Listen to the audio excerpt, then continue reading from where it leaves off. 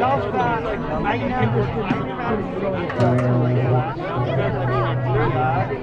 I don't use it like it's like singing. Right. One of my guests is one of my so what I'll do is I felt like he's on the main Monster Road. Yeah, like, and now we're going to have a car.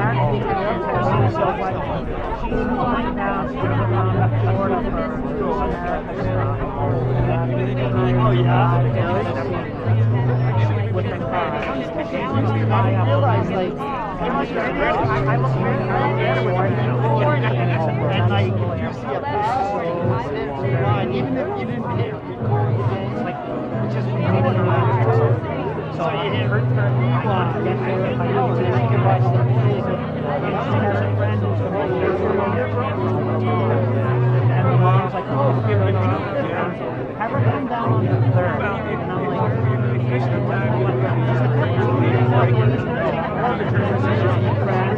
and now there's one case once in a while,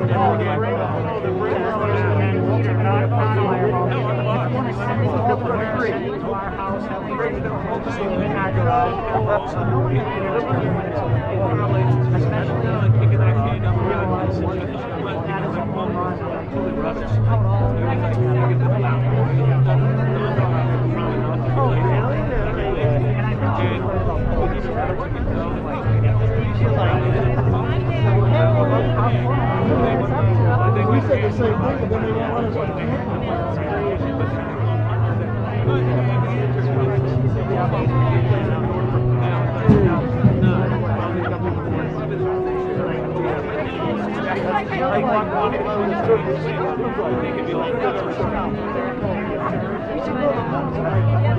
she'll be like, wants to go in the mood,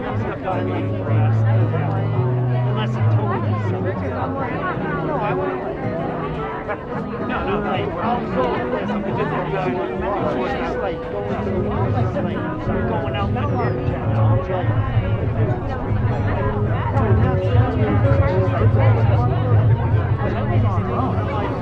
I don't, yeah, I sit in the room. I never went since I said so I'm at the top and I'm like, I fly down and get her, bring her home. Noticing if she went to, yeah, great. I just saw her. I was Sawyer or Norwich, GM, that's my awful better. New York, it's still 6.5 hours. Yeah, but she doesn't understand. My mom lives out there. My mom lives in Dayton, which is great. Almost directly south of Manchester.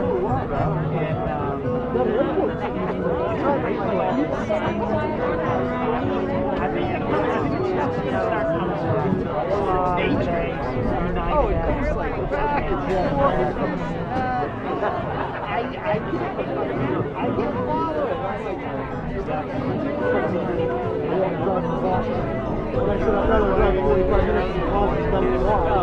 And he's there in an hour and a half. And he was sitting back there. Now he's in his car, so he's going to drive out. Like half an hour. He's going to February. He didn't come home until this week. I saw that for almost 4 months. The house is bad. His hair's down to here. I'm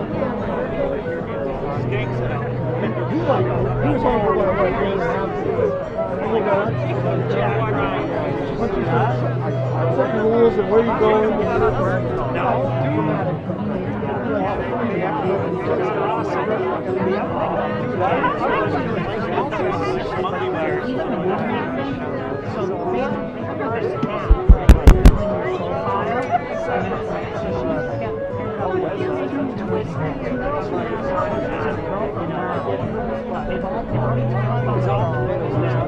room selection window.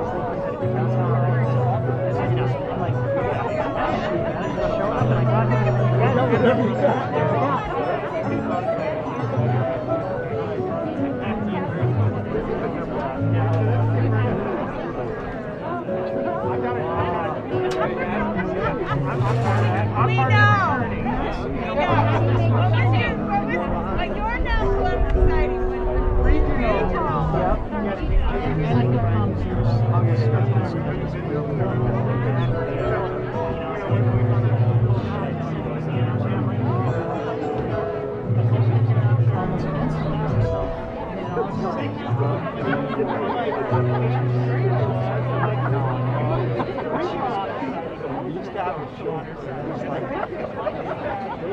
now we call it the red a STEM school like the bar. So I'll laminate it, stain it, and everything. The other day that she's like Spanish. And the biggest like she's like sweet. I'm like all over the Yeah, a lot of good. Yeah, a lot of good. She's wicked funny. I don't know how she goes, I don't like it. They say it was I'm hoping that's my only thing. I'm now going to put my wife just I want to throw everything out. Hello everybody. Once you're stationary and social distance, you can take your mask off. But as soon as you get up to move, please just put it back on.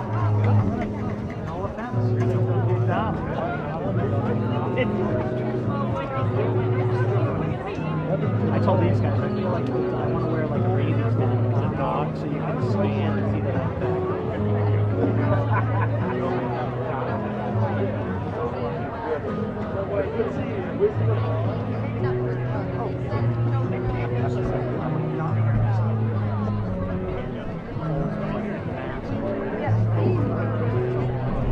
And then I was like, everyone else is this. And I'm like,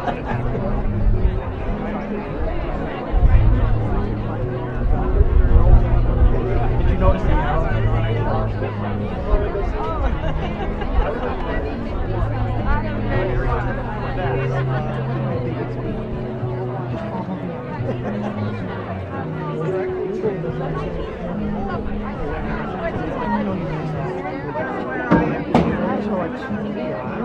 You're like the Avengers.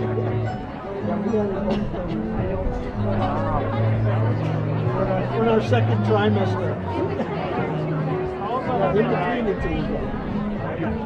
Oh, I never knew. She got nervous. Most of that major stuff.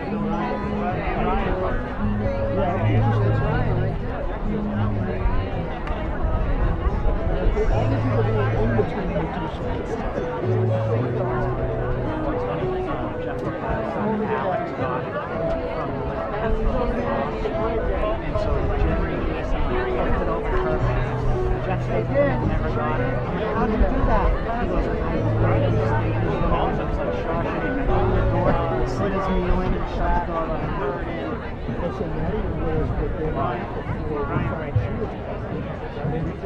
Look for the ginger. I tested a lot of them. As president of the Londonderry High School chapter of the National Honor Society, I call to order the 42nd Annual Convocation and Induction Ceremony for the purpose of celebrating and recognizing the efforts of our chapter to create an enthusiasm for scholarship, stimulate a desire to render service, promote leadership, and develop character.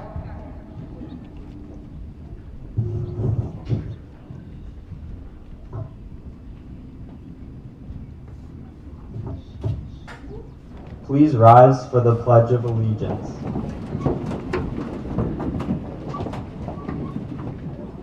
I pledge allegiance to the flag of the United States of America and to the republic for which it stands, one nation, under God, indivisible, with liberty and justice for all. You may be seated.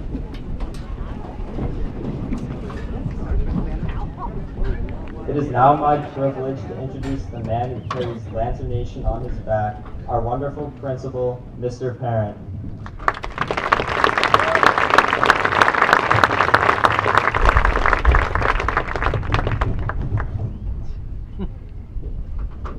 Thank you, Brady. Good evening.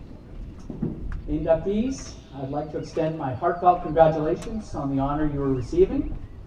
And I'd like to thank the current members of National Honor Society for all you've done for the Londonderry High School community. Tonight is a very special celebration. You're going to hear a lot about the 4 pillars that guide NHS: scholarship, character, leadership, and service. The Lancers here this evening exhibit so many admirable qualities, which is why they're receiving one of the highest honors that can be awarded to a Londonderry Lancer in our most prestigious organization. Our inductees and current members are outstanding young adults who embrace and model the values our school community holds so sacredly, and they've carried out the pillars throughout their high school careers. They certainly don't do it alone. We rely on many people to assist our NHS members in their efforts to make a difference. Our parents, teachers, the administration, and especially our advisor, Mrs. Juster, all have a huge impact on their journey. Inductees and current members, please give a round of applause for these important people in your lives.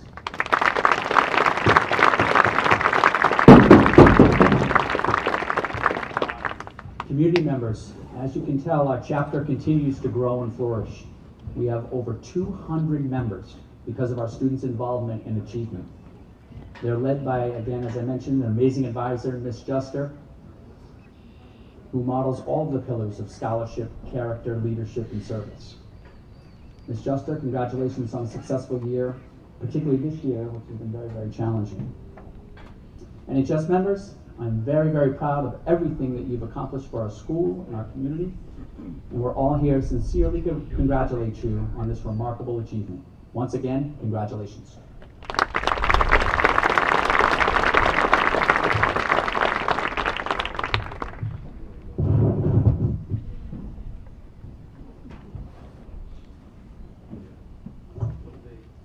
Thank you, Mr. Parent, for the kind words. And now it is my pleasure to welcome the next speaker, a former member of the National Honor Society, or a graduated member, but this accomplishment was only the first of many. He graduated from West Point Academy and served in the U.S. Army Corps of Engineers in Germany as a platoon leader. He then went to be the assistant professor of physics at the United States Military Academy. Now teaching at Londonderry High School and serving on numerous committees, I've had the pleasure of getting to know him. He is a person who is full of wisdom and is willing to share it, and someone whom the senior class has grown awfully close with this year.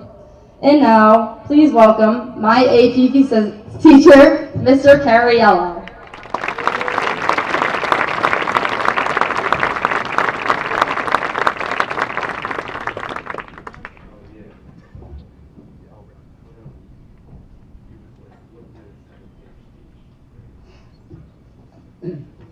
Thank you, Nikki. Good evening, Mr. Parent, Mrs. Juster, parents, members of the National Honor Society, those about to become members. When Nikki first asked me to talk, I said no. I want to do this. But then I said, well, I probably know a thing or two about National Honor Society, so I'll talk. And then, for the last 3 weeks, I've been thinking and thinking, and I came up with 14 pages of things to talk about. Now, my wife, being full of wisdom, said, you can't read 14-page speech to them. I said, you're right. So I reduced the font, made the margins wider. Now it's only 12 pages. Now, actually, I was looking how long should my speech be, and I asked Nikki. She was like, 5 minutes, you're up and you're out. Get out of there. But then Gabby Page came to the rescue. She says, we're not going to have a video, so you can use all the video time to talk also. And then I'm sitting there trying to cut my speech down, and I got words of wisdom from a very wise woman, Grace Harpster. She says, throw it out, talk from the heart. So here I am. I'm honored to be speaking in front of you today. And as Nikki said, I've had the awesome responsibility of being in charge of people, soldiers from the first 20 years, 6 months and 3 days, and then high school students for the 15 years after that. And because of that, I decided to choose leadership as the pillar to speak about tonight. But as I thought about it, I realized that leadership is closely tied to character and service and scholarship. so you're going to see all those things peppered in there. All right, by the end of this talk, I hope to answer the age-old question which they pose at every military school. What's more important, the people, or the mission. So here we go. Why do we need good leaders in the first place? Well, the Cariello leadership book says that the purpose of leadership is to get groups of people to ignore their human nature and work together for the betterment of the whole group. Made that up. So what's human nature? So think of it like a child, right? A child watches out for themselves first. A child is hungry, they complain. A child is tired, they complain. A child blames other people on their bad situation. When things are going poorly, they say, where's Nikki? How come she's not here doing the work? I've got extra work to do because Braden is not here. I wonder what he's doing. He's probably at the poolside. Always blaming others, not taking personal responsibility. But when you make a habit out of delaying personal gratification and not complaining and just toughing it out, suddenly your personality starts to change. And then that's character. At West Point, they'd always have us do all sorts of crazy hard things. Sometimes it was just, I had no reason why we were doing that. We'd get up in the morning at 5 o'clock and deliver laundry to the upperclassmen. Then we had to read the New York Times and memorize the first section. And then they'd ask us questions about what was on page 13. And I would say, sir, why are we doing this? And they'd say, Cariello, it builds character. Which I didn't agree with at the time. But now I can see that doing hard things does build character. Life doesn't seem so hard when you've done hard things.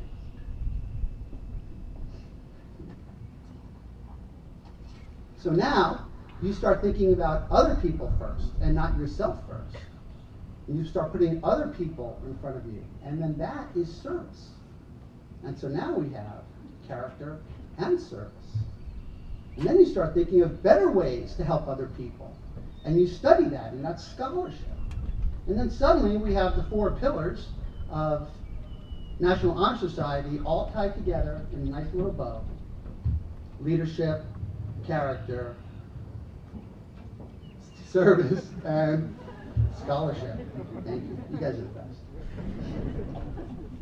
Okay, so let's talk about this. In the Army, there's 2 tenets by which you plan everything. There's doctrine, and then there's tactics. So doctrine is your belief. Like, if my doctrine was, I should live a healthy life, then what are my tactics? I'm going to eat healthy, I'm going to exercise, I'm going to drink less, that kind of stuff. Drink lots of water, not other stuff. So here's the Cariello leadership doctrine. People are made in the image of God, and therefore intrinsically worthy of love, dignity, and respect. God said, love your neighbor. No exceptions. What if I don't like my neighbor? Too bad. What if my neighbor doesn't look like me? Too bad. What if my neighbor doesn't think the things I think? Too bad. You don't always get to pick the rules, and those are the rules. And then, finally, there is no greater responsibility that I can think of than to be entrusted with the well-being of others. So that's my doctrine. What are my tactics?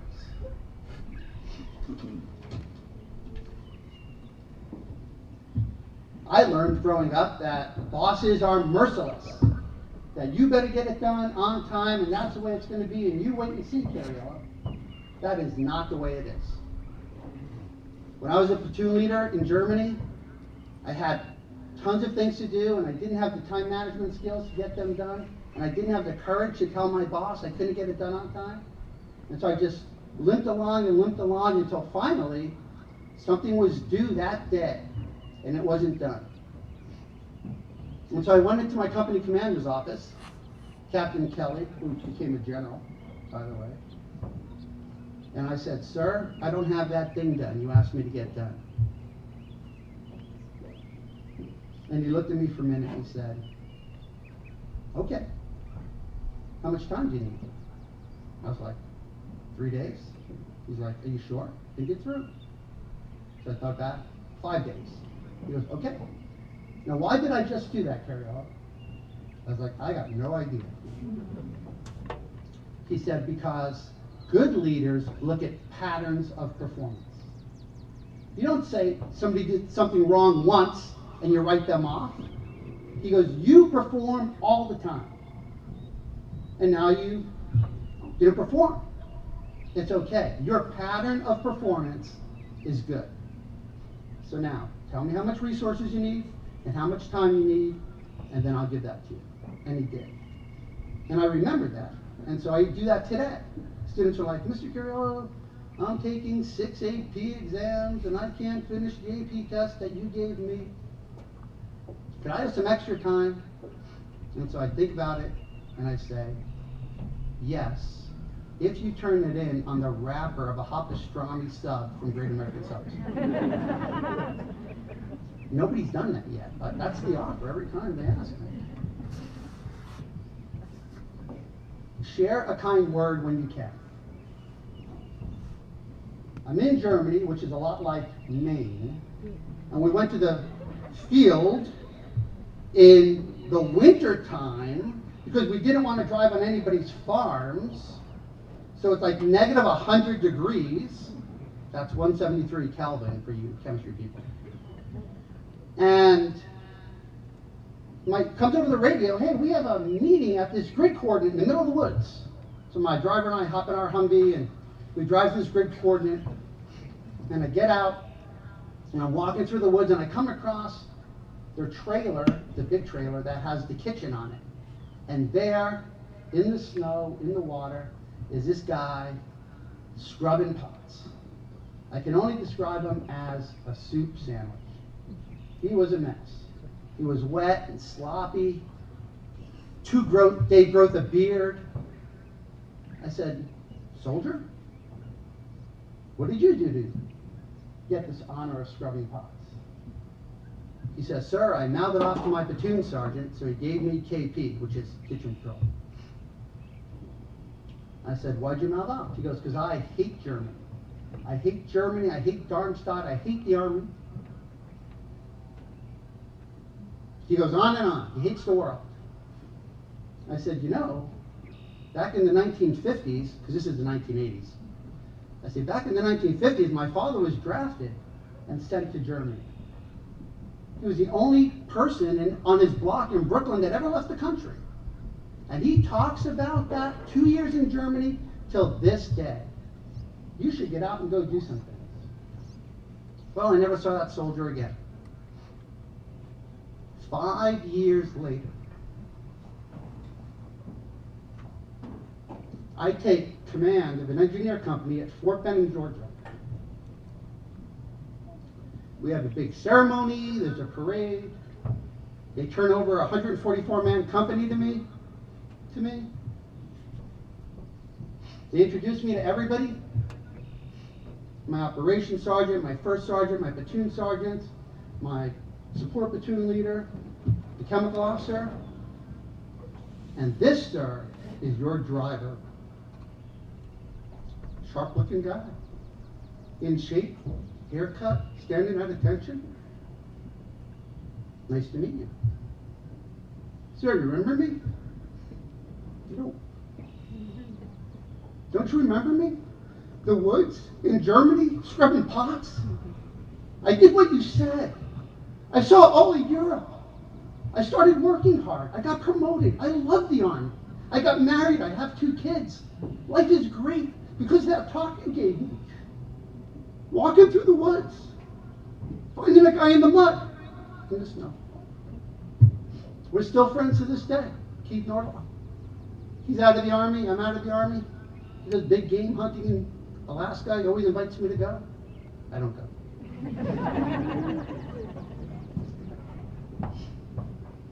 Grant forgiveness. my platoon had the best maintenance. In other words, we kept our vehicles running the best. So what do you get when you do something good in the real world? More responsibility. So they put me in charge of the whole company. So now I'm in charge of the whole company's maintenance program. I don't know anything about maintenance. So but one thing I did notice is the parts never came in on time. Now we're in Germany. This is the 1980s. There's before the personal computer. You had to fill out a manila card and send it to the warehouse that then ordered that part from New Cumberland, Maryland, and then they bought it from the person who produced it. And so you were literally you to the warehouse to Maryland to the company. And time after time, we wouldn't get the part in and it would have the delivery code canceled, part canceled, CC. So, finally, after like a month, I corner the soldier who's in charge of ordering the parts. It's like 6 o'clock at night. This poor guy's still working late. Everybody else is gone. But he's got all these parts to order because we have hundreds of vehicles and everybody's turning in requisitions to him. I'm like, specialist so-and-so. Specialist is a rank. I'm like, specialist so-and-so. Why are parts canceled so often? He stares at me. Sir, I don't want to tell you. Tell me. I'm afraid I'll get in trouble. Just tell me. Sir, you know what happens? I get hundreds of requisitions. I'm here till 10 o'clock every night. Other people are in bed. I'm here on the weekends. I'm all by myself. So for the last couple of months, when Friday rolls around, whatever's not done, I throw in the trash and I write canceled in the register.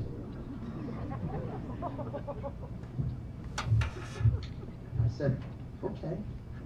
But that doesn't explain why the parts that we did order from the warehouse, because there's a code for that it made it to the warehouse, why they get canceled. He says, they did the same thing. I was like, great. So I walk across the motor pool, which is, just think of concrete as far as you can see. And the motor pool, the warehouse is like where Moose Hill School is, right? Thousands of vehicles. So I walk all the way over there. I go into the warehouse. Lieutenant Kristen Brooks became one of my best friends. Hi, Lieutenant Brooks. I'm Lieutenant Cariello. I'd like to talk to you about something. What is that? Your people are canceling parts so that they don't have to work weekends. How dare you? How dare you say that about my people? My people work hard, blah, blah, and I take it. I stay quiet. I stay quiet. I said, well, you should ask some people. I'm going to walk back to my office. By the time I get back to my office, the phone rings. You were right. They've been doing that. What are we going to do? Like, they could all be court-martialed. So at least get Article 15, which is a smaller punishment. I said, we're not going to tell anybody. We're just going to fix it. That's what we're going to do. We're going to forgive them, and we're going to fix it, and we're going to get them the help they need, and get caught up.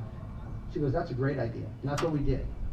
And then suddenly our maintenance went through the roof, and nobody got in trouble, and there was no retribution, and there was no getting angry. Forgiveness. Powerful leadership tool.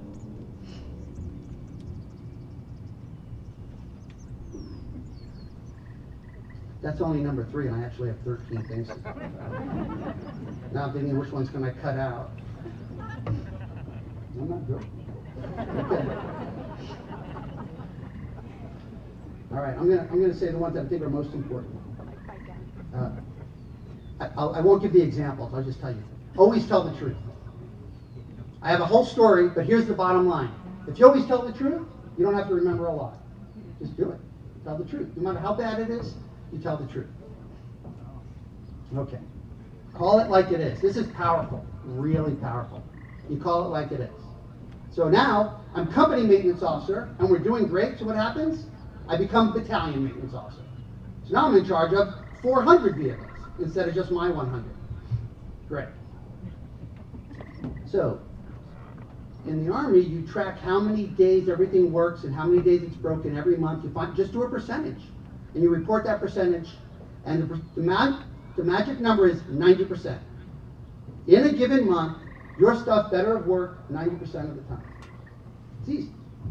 So I take over in the middle of the month. I'm just learning my job. I put the report together. You have 3 days to do it after the time closes. And I go give it to the major. So I'm a lieutenant, giving it to a major. It goes lieutenant. I'm second lieutenant. So second lieutenant, first lieutenant, captain, major. Because he's way above me. They give me a report. Sit down, lieutenant. He's looking down at his desk. So I see that we were 89% this month. Yes, sir. Is there anything you could do that would make us look better? Any avenue we haven't exhausted to get to the 90%? I'm thinking, this guy's asking me a lot. But I learned from a commander that I respected very much, call it like it is. So I said, sir, are you asking me to backdate the data and change the numbers so we could look like we're 90% when we're really 89? And they went with big eyes. Oh, no, Lieutenant, I would never do that. Then we're 89%. Okay, Lieutenant, have a good day. Never ask me to lie again. You call it like it is. And they know that you're untarnishable.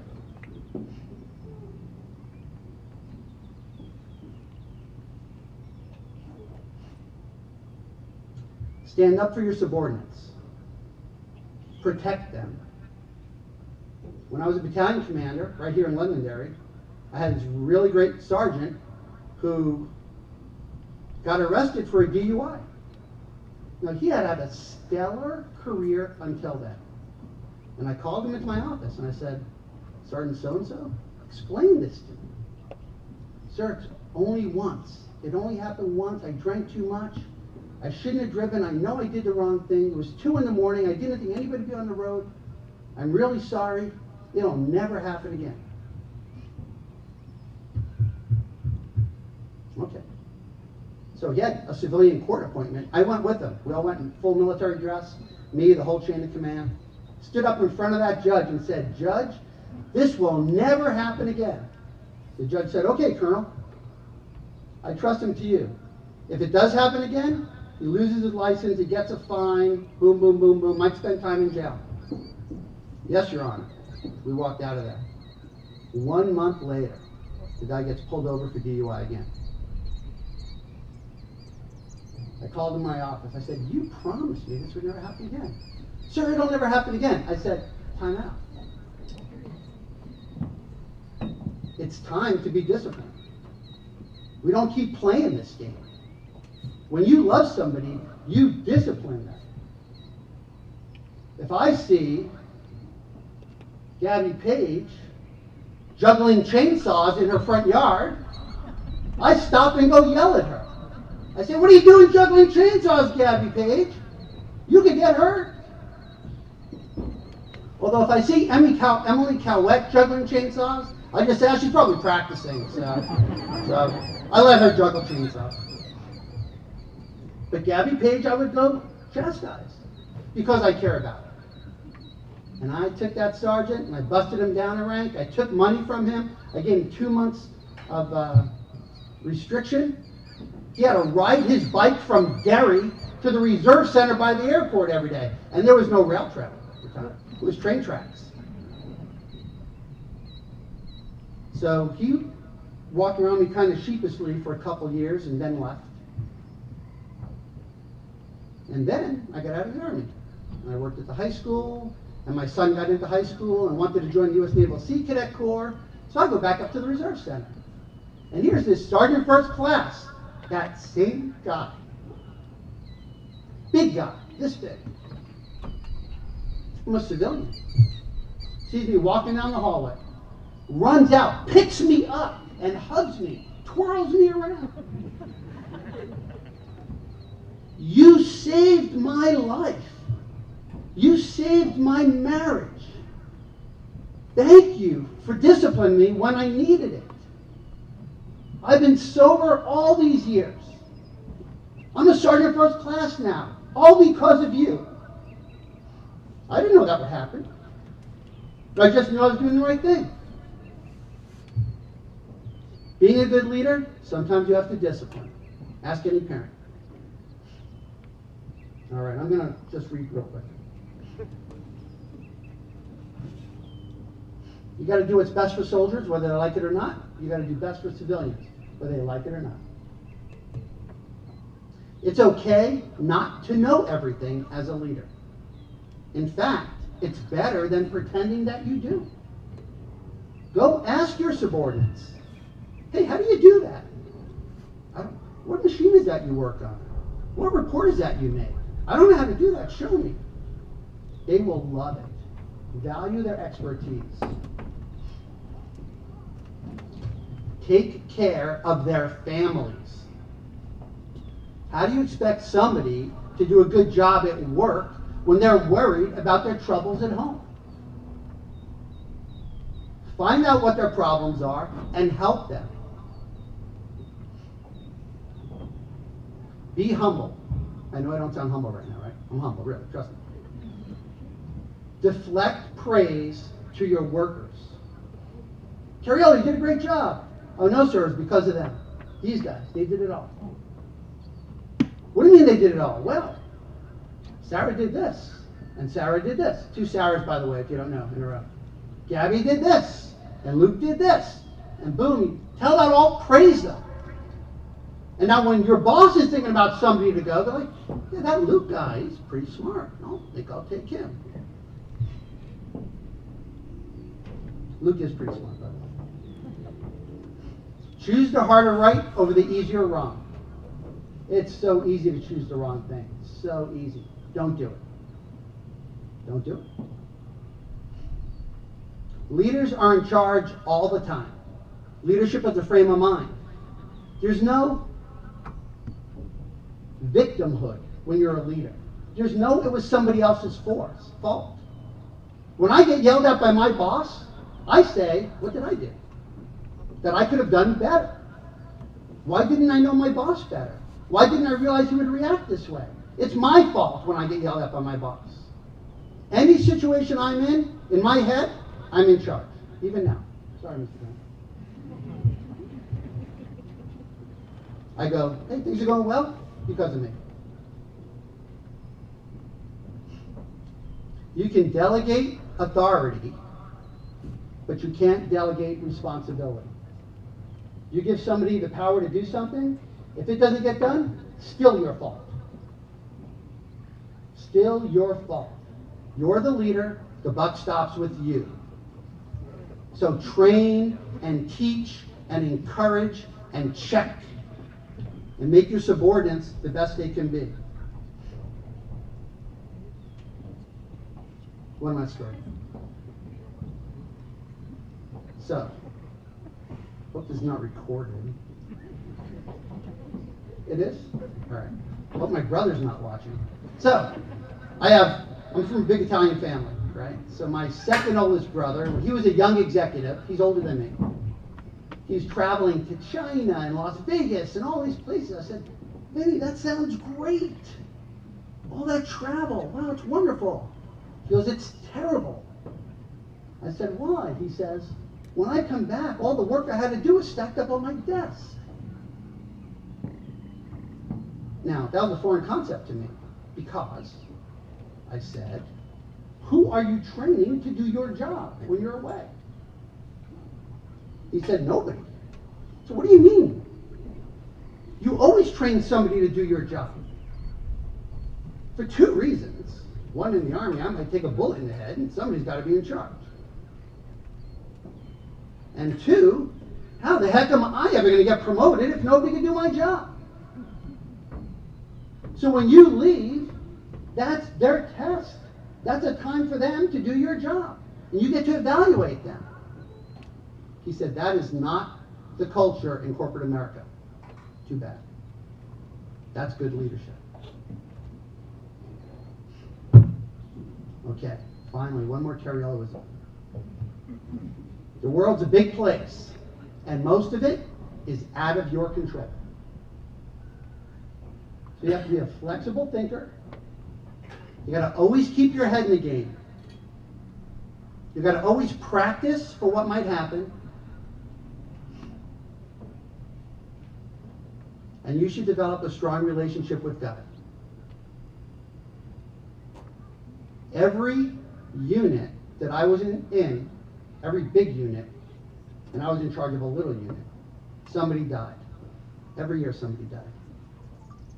When I realized that in my first year as a platoon leader, I used to pray every morning, God, don't let anybody die. Don't let anybody die in my unit. I went from commanding a 30-man platoon to commanding a 700-person battalion with 11 subordinate units all over New England. In 20 years, 6 months, and 3 days, I've never lost a soldier. 4 continents, I've never lost a soldier. Ever. Develop a relationship with God. The world's a big chessboard, and you can move your piece, and God can move all the other pieces. All right. So to the new inductees, I want to say what my friend Nick Prince told me when I was a professor at West Point. Nick was 6 feet 4 inches, built like a tank, and a 3rd-degree black belt in Taekwondo. I was like, you really need to be a black belt? I mean, you're already 6 foot, whatever, 300 pounds. Like, come on, man. He said, no, I used to be skinny. I said, okay. I said, what's it mean to be a black belt? He goes, people got it all wrong. He says, being a black belt is not like the ultimate achievement. It's recognition that you now have the perseverance and the skills and the mindset to become a lifelong learner. Becoming a black belt means you are now a student. I went, wow, seems like a lot of work to become a student. But that's the point. I was inducted into National Honor Society in 1981. I've been working and learning and trying to get better the whole time. You should do the same. To the graduating seniors who I've become so close to,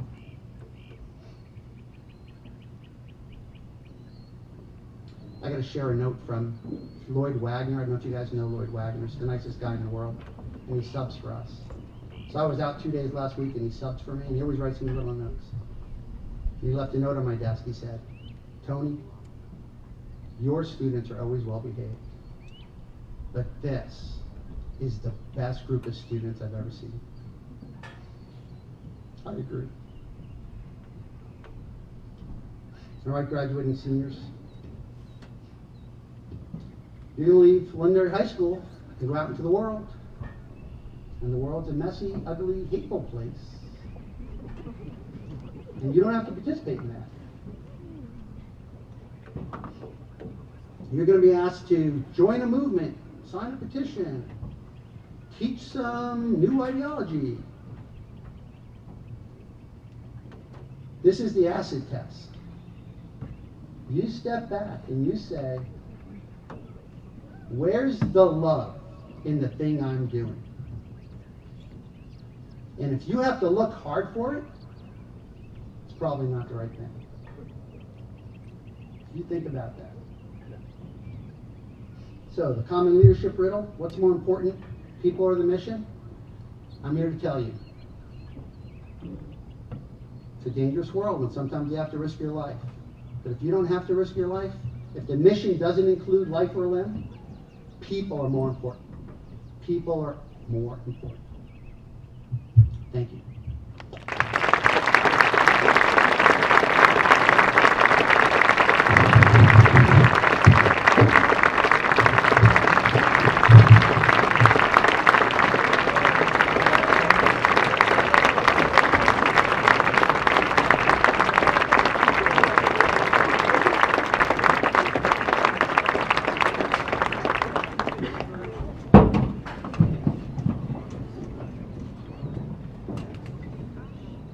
Thank you, Mr. Cariello, for your inspirational words, your Carielloisms.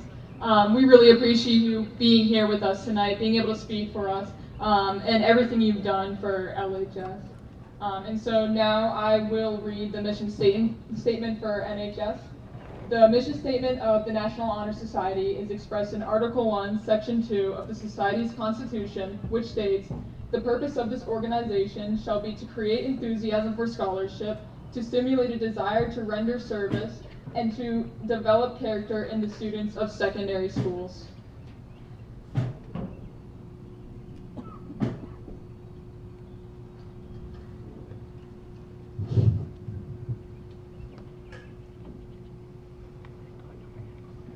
Would the candidates for membership please rise and follow the junior marshals?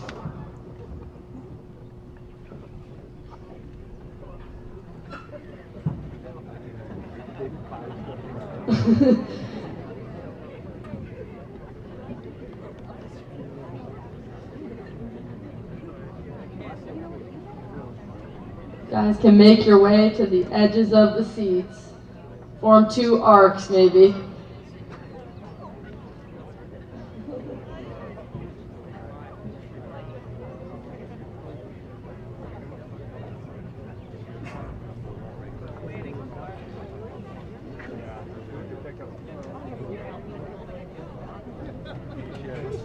We ask each candidate to consider carefully the meaning of our mission by focusing on the 4 pillars of membership: character, scholarship, leadership, and service.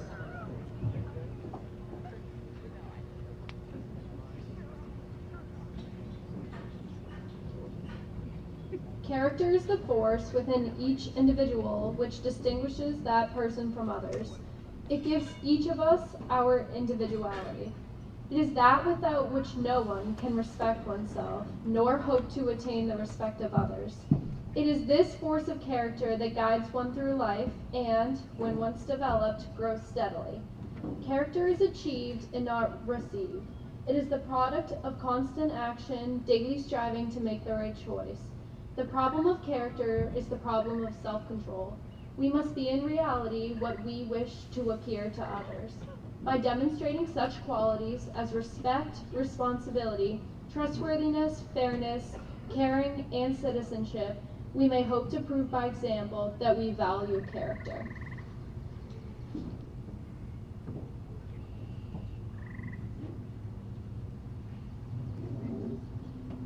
Scholarship means a commitment to learning.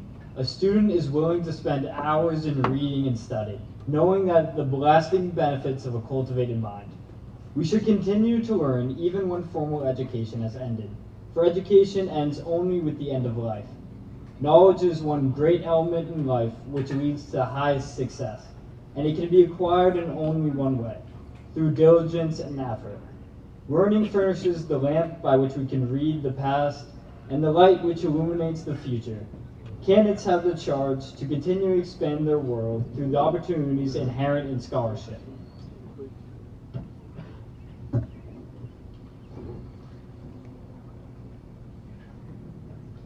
Leadership should exert a wholesome influence on the school. In taking the initiative in class and school activities, the real leader strives to train and aid others to attain the same objective. The price of leadership is sacrifice, the willingness to yield one's personal interest for the interest of others. A leader has self-confidence and will go forward when others hesitate. No matter what power and resources may exist in a country, they are ineffectual without the guidance of a wise leader. Leadership is always needed. Thus, to lead is a substantive charge to each of our members.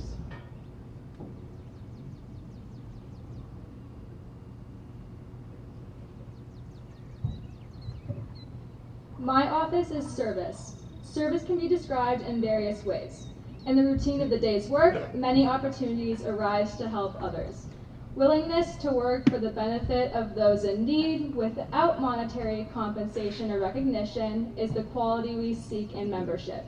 We are committed to the idea of volunteering our time and abilities to the creation of a better tomorrow.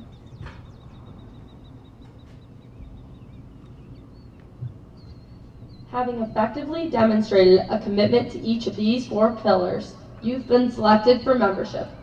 The emblem of our society is the keystone in flaming torch.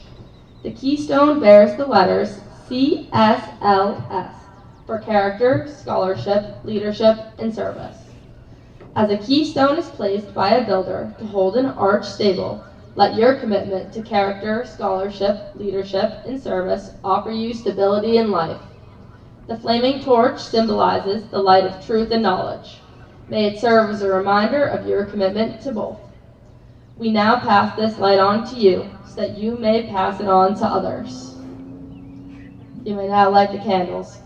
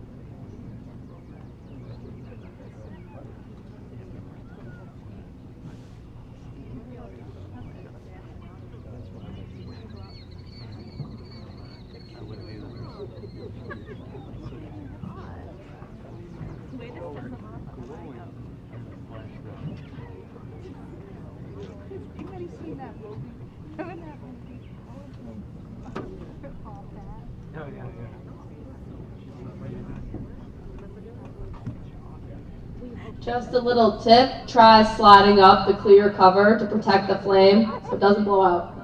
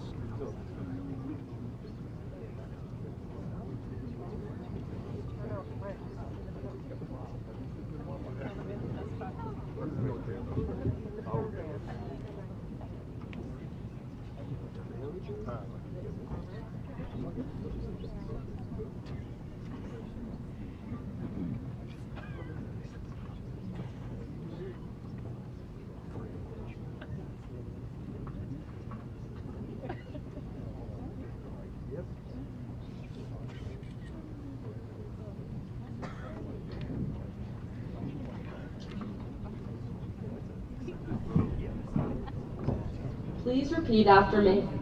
I pledge myself to uphold the high purposes of the National Honor Society,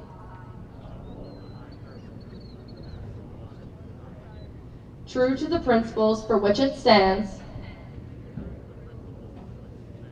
striving each day to maintain and encourage high standards of character, scholarship, service, and leadership. Congratulations, everybody, and welcome to our chapter.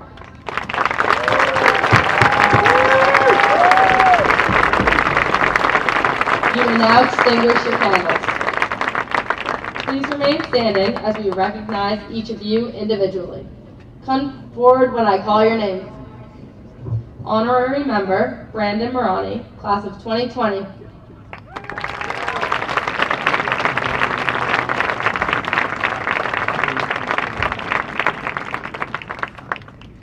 Members of the Class of 2021.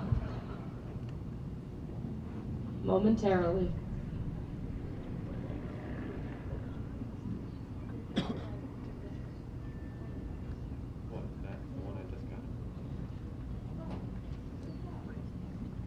Elizabeth Allen.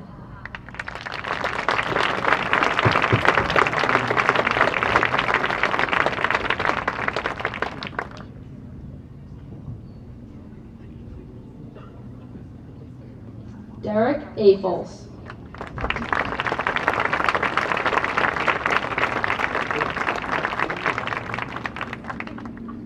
Jasmine Condi.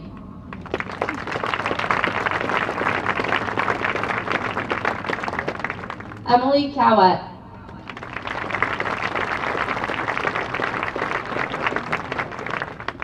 Sean Dawson.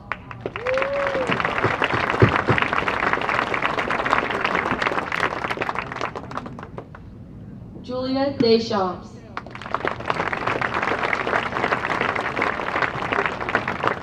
Dariana Mosqueda.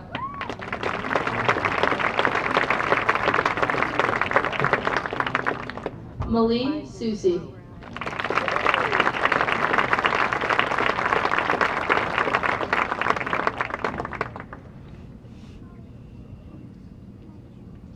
Hunter Turek.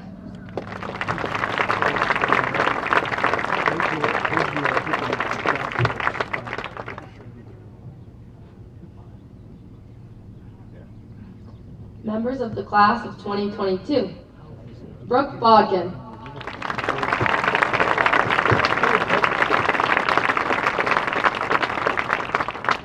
Rebecca Buckley.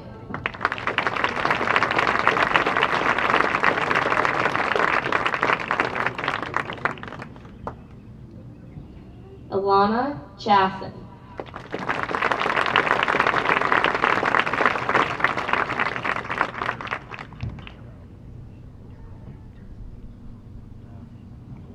Noelle Doby.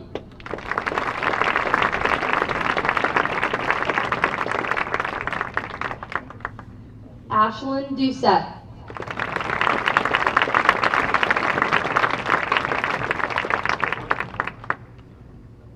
Donald Garrity.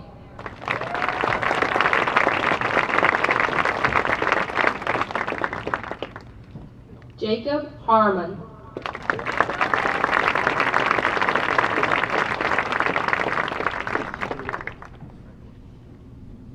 Caitlin Henderson.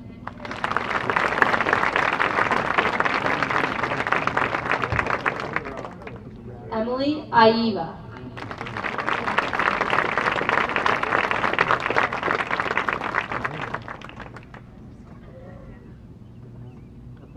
Caitlin Koza.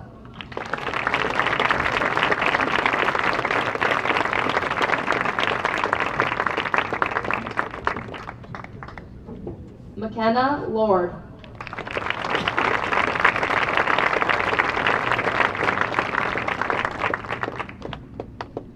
Aiden McGivergan.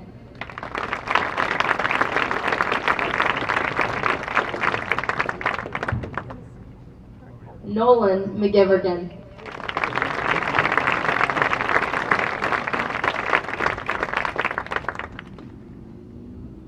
Skylar Pelletier.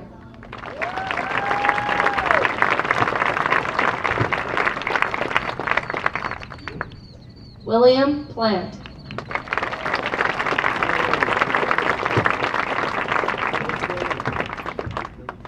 Emily Rivera.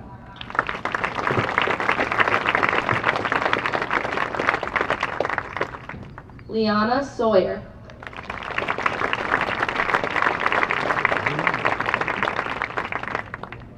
Abigail Wallace.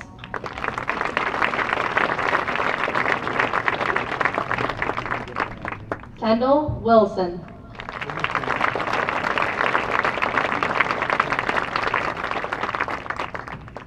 Tara Wright.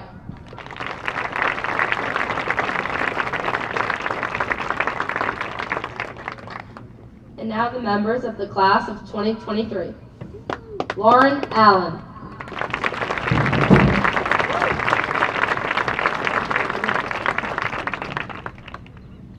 Ryan Anderson.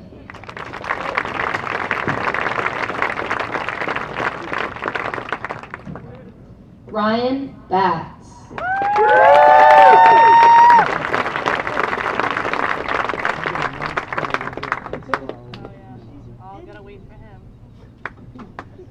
Teresa Bompastor.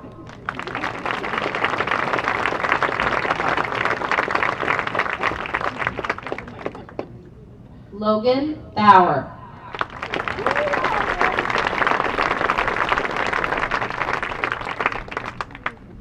Catherine Brown.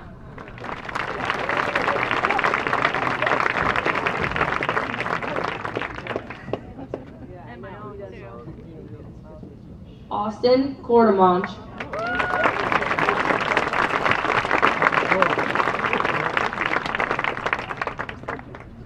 Megan Delanus.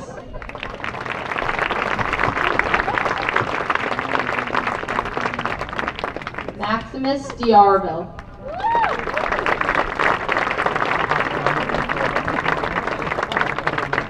Julia Donovan.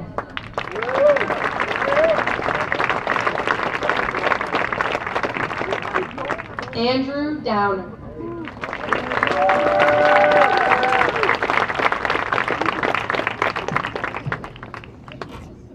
Isabella El Gazabal.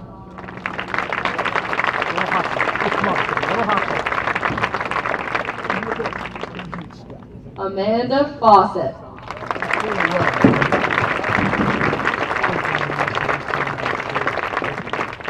Rowan Ferraro.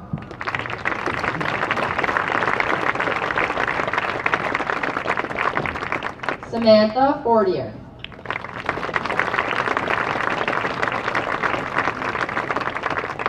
Madison Garris.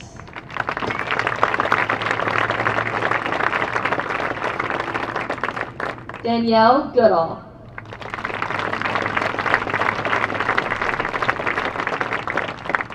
Nicholas Hamill.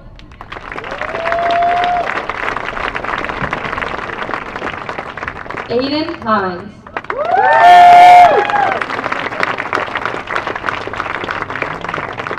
Alicia Khalil.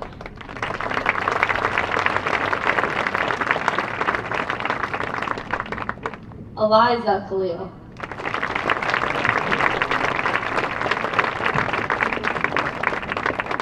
Susan Kim.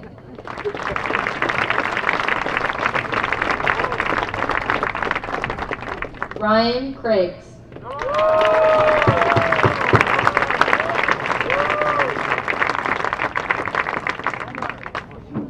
Malika Malik.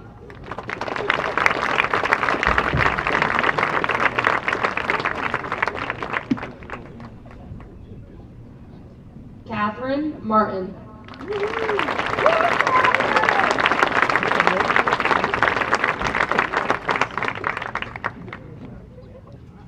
Sophia Miller.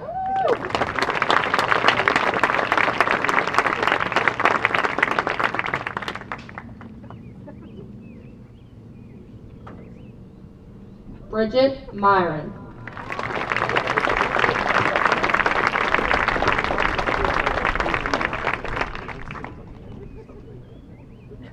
Camden Normand.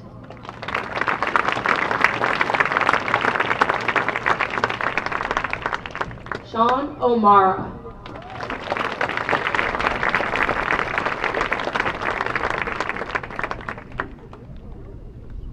Aaron Oury.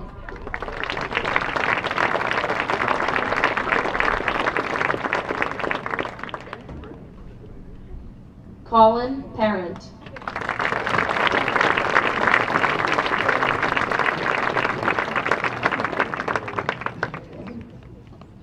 Sarah Peckham.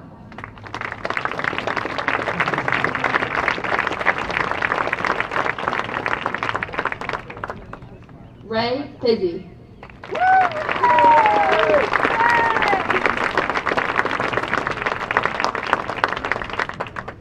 Heidi Ricker.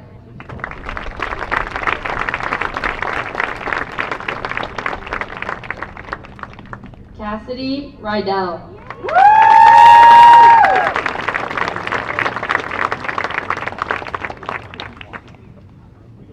Bridget Root.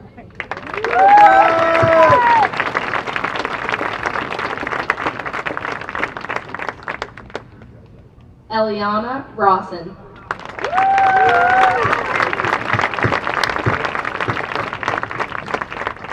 Ava Ruppel.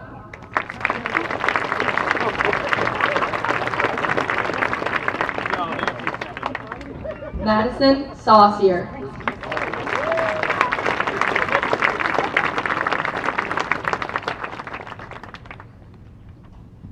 Isabel Schickler.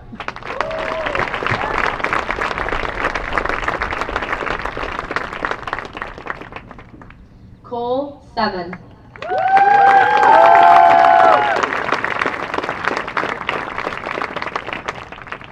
Alexis Small.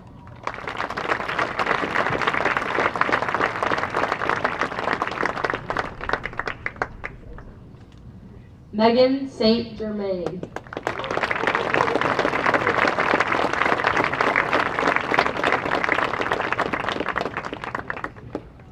Liam Stott.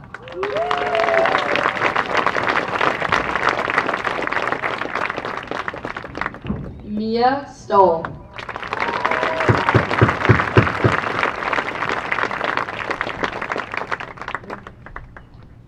Frank Thomas.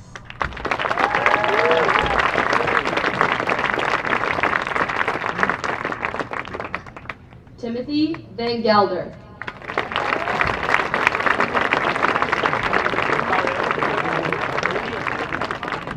Benjamin Wilson.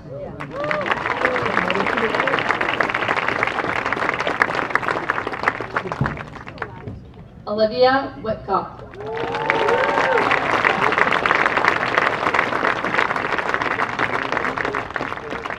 And Dylan Risley.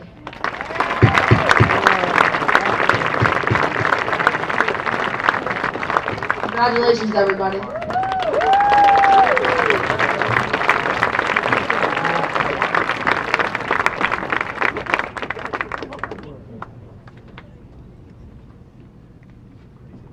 And now, I'd like to introduce the woman behind all the magic, our advisor. She is a person whose dedication is apparent in all she does. Her bright ideas and creativity allowed this ceremony to come to life and for the chapter to flourish, even during this trying COVID year. I speak for everyone when I say we greatly appreciate everything this person does for this organization. It is now my pleasure to introduce Ms. Juster.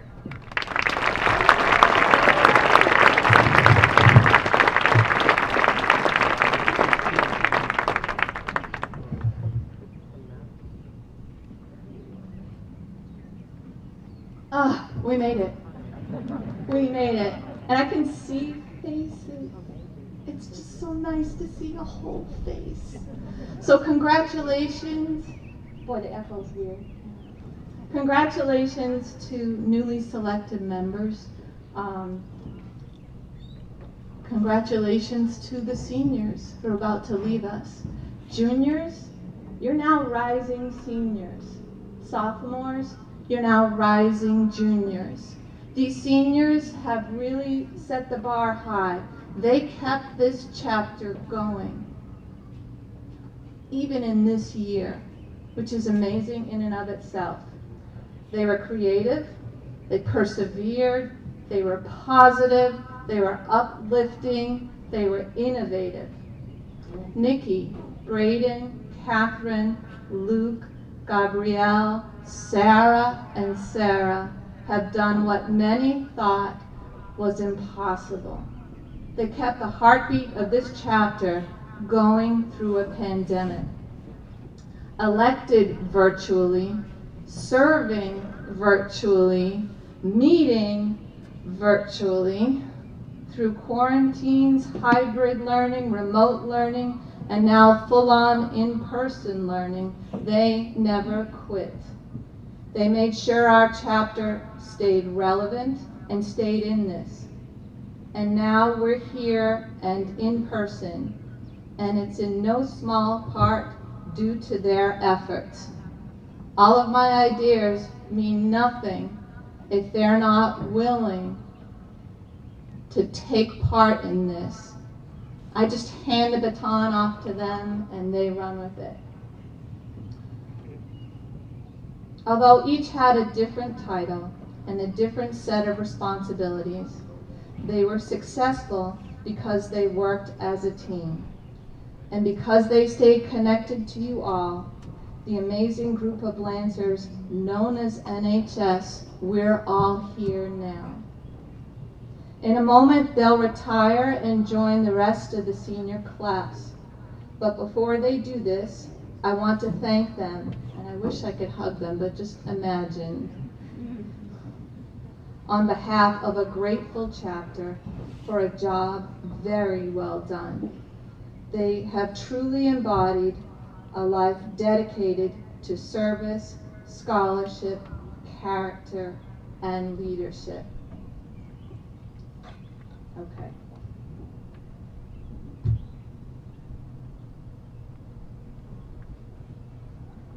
Sarah Clegg, publicist.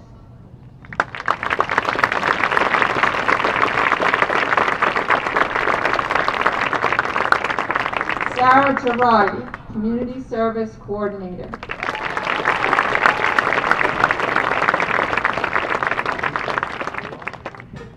Gabrielle Page, historian.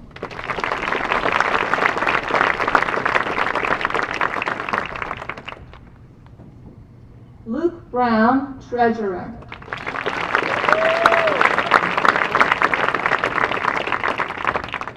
Catherine Marshall, secretary.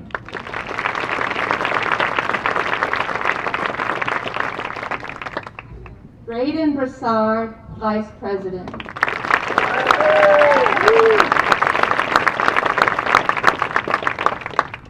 Nicole Landre, president.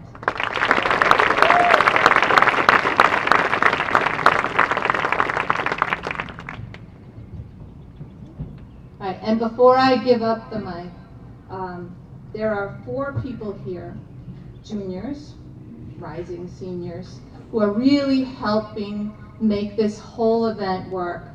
And I want to give our thanks to Nick Borovica, Derek Baharian, Aaliyah Millis, and Matt Palmer for being our junior marshals.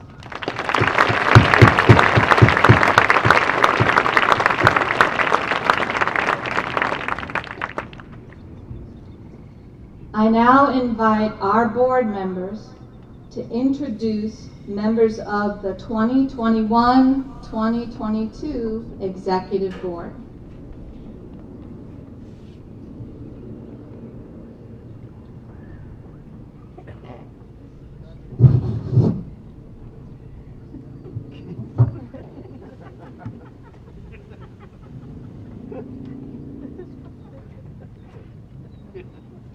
Abigail Whitley, publicist.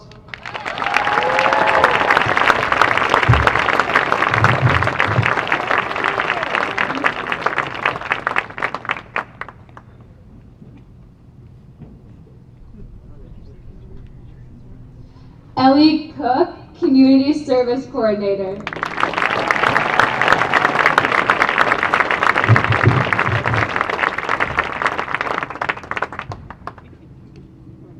Tess Brown, historian.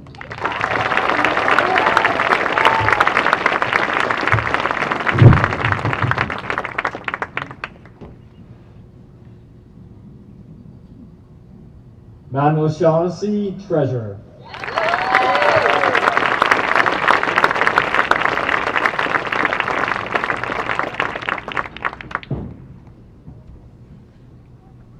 Grace McDonough, secretary.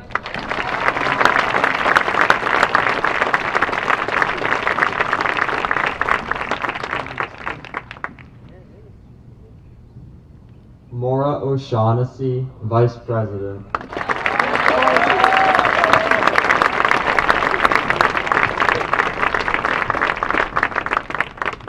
Annabella Wu, president.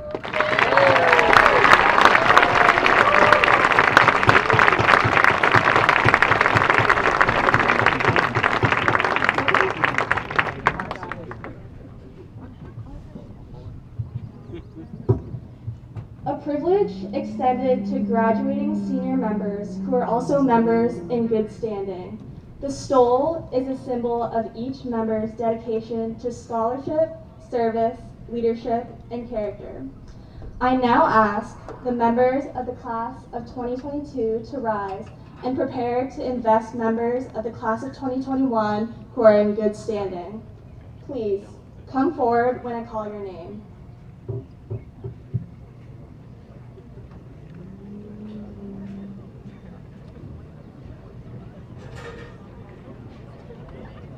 Elizabeth Allen.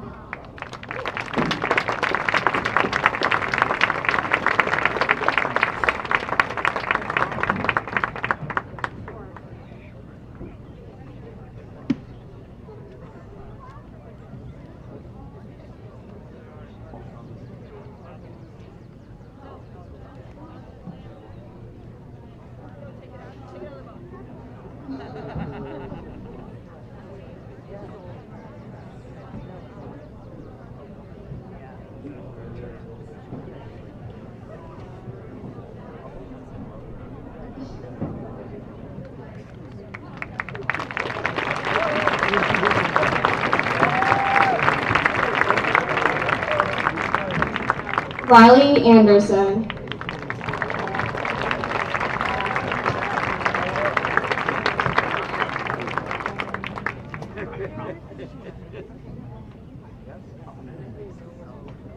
Derek Upholtz.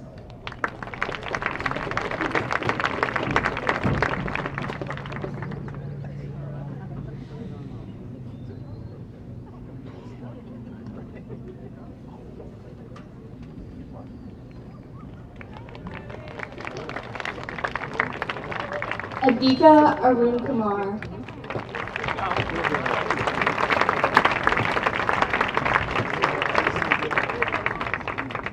Anastasia Barnoy.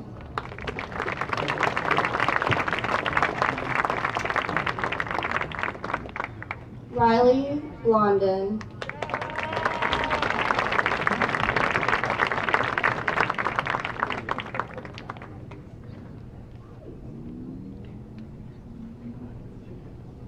Braden Broussard.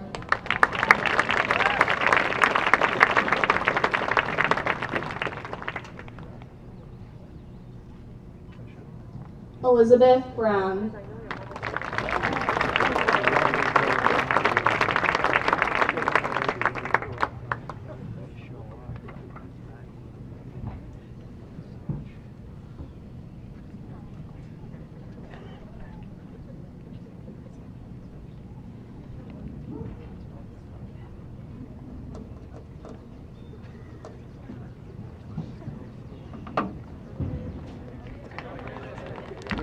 Luke Brown.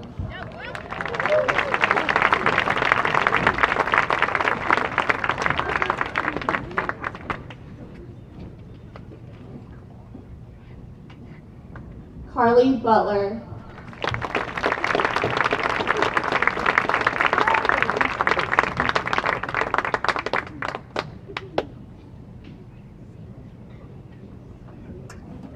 Sarah Clegg.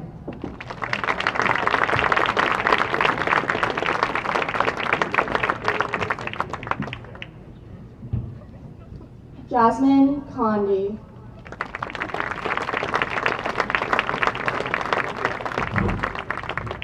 Amara Cody.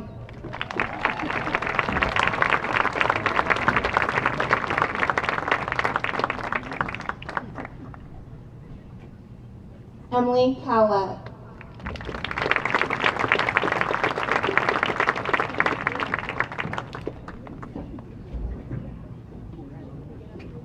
Amanda Curry.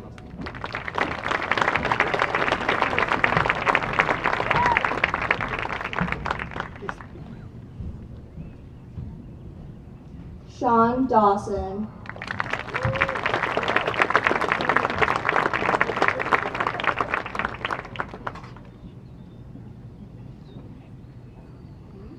Julia Deschamps.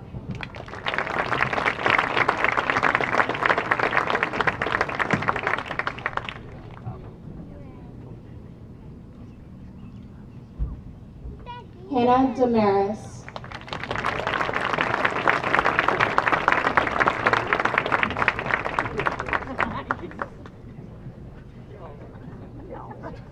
Emma DeTellis.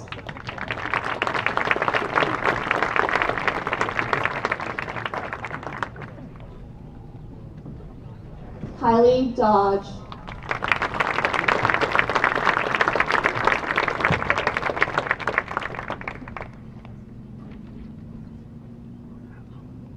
Emma Donnelly.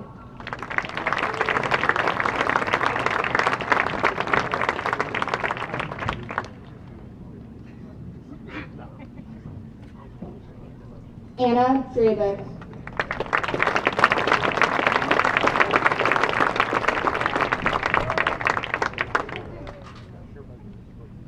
Evan Dugas.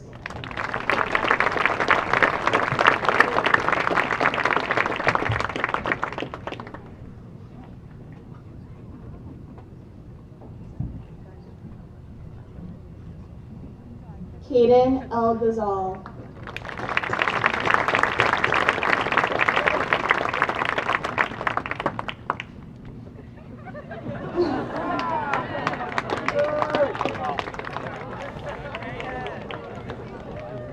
Hannah Ellis.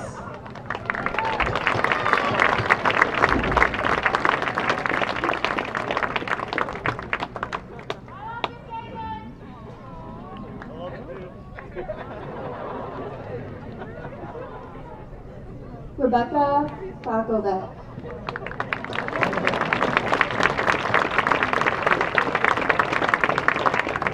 Brandon Fish.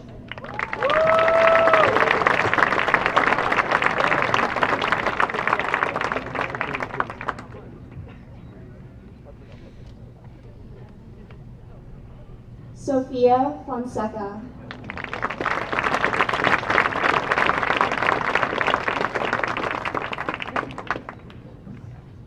Tanner Fortier.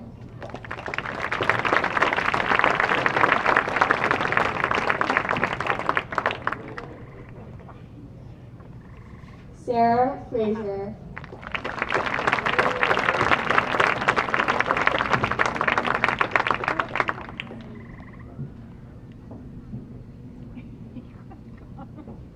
Jordan Galuzzo.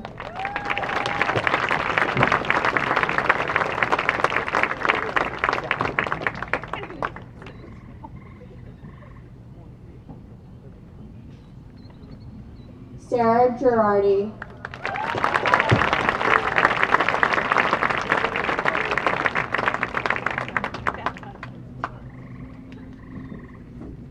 Alexis Grilla.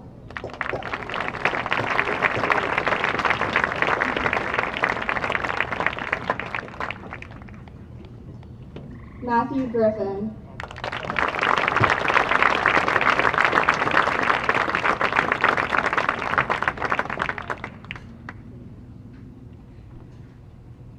Ryan Griffin.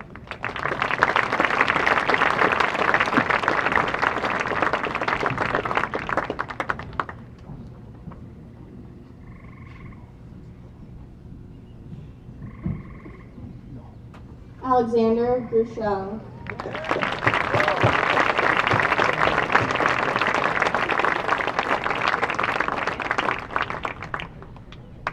Catherine Harpster.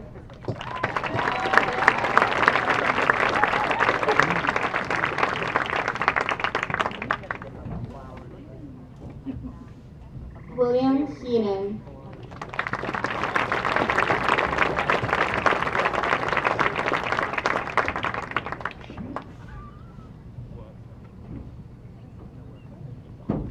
Haley Hines.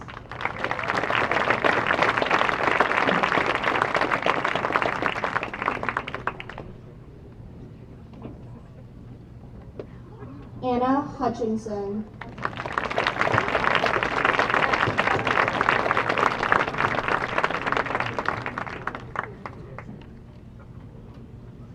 Marissa Hyder.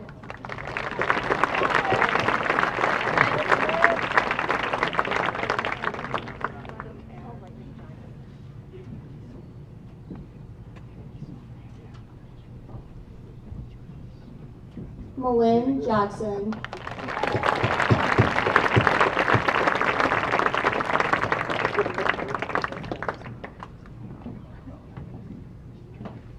Maxwell Jean.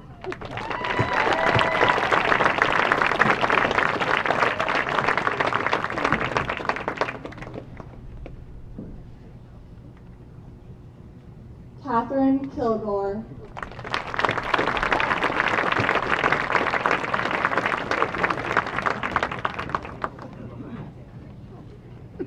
Lauren Kim.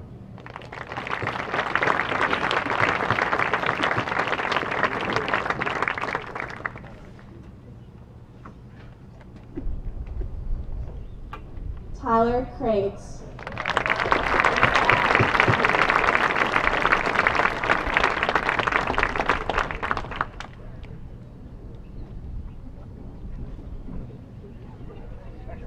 Nicole Lingerie.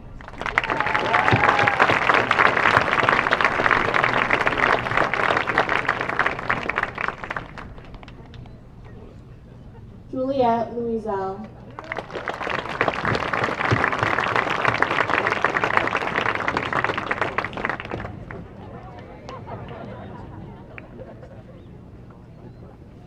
Jillian McGuire.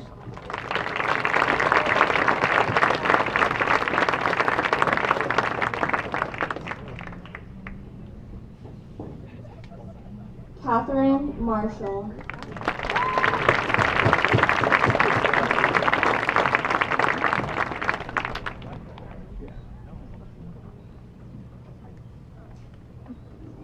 Dariana Moschetto.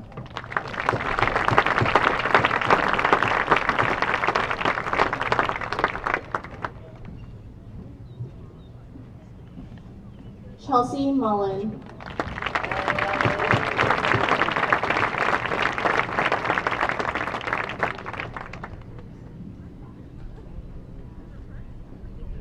Alana Myron.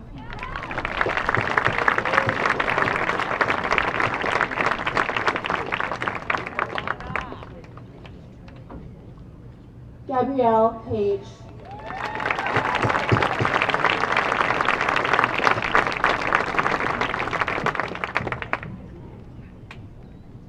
Aiden Parsons.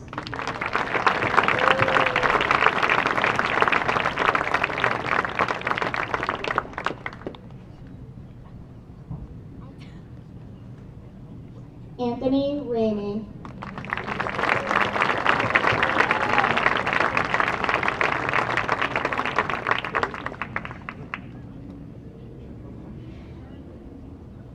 Lauren Rossio.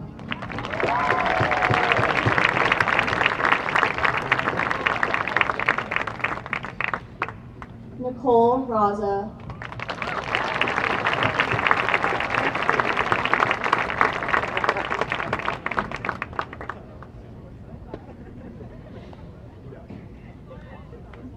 Cameron Robbins.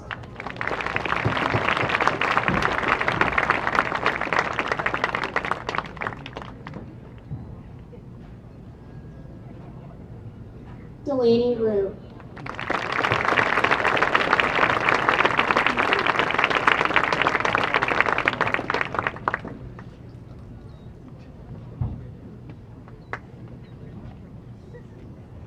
Jacob Ruppel.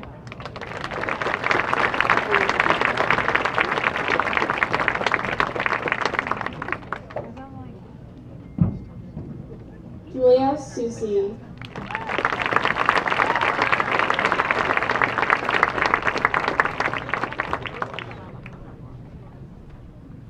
Molly Susi.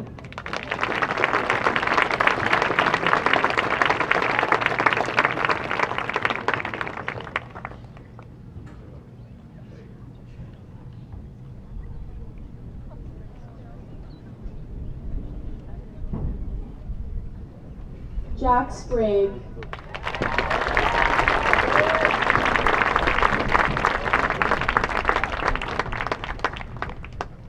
Emma Stowell.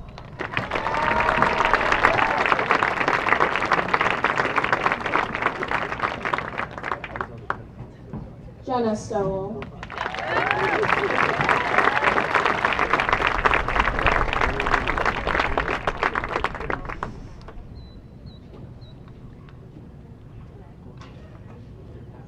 Aaron Strike.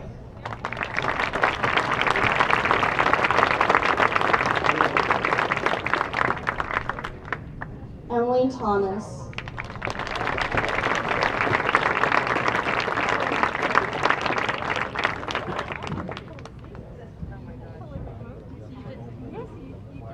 Marina Tove.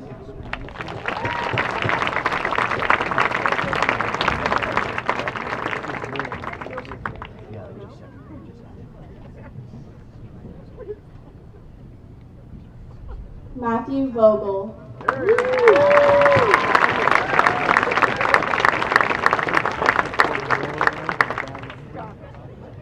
Madison Walden.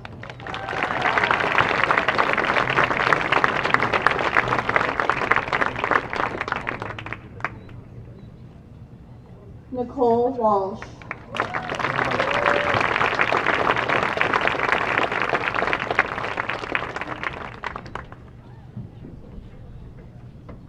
And Caitlin Whitcock.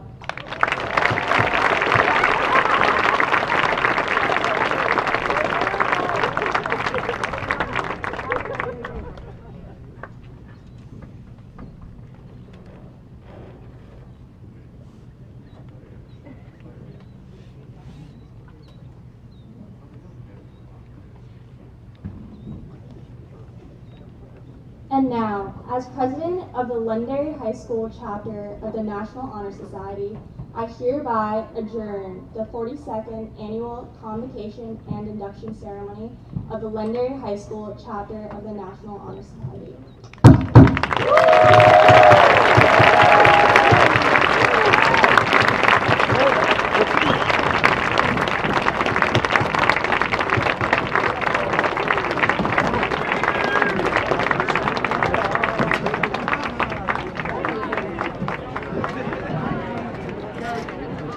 Okay, the lights will stay on for about another 15 minutes. If in a socially distanced and safe way you want to have pictures, just get together. But after about 15 minutes, it's going to go dark. So it's time to make your way to the parking lot at 8:45. Thank you.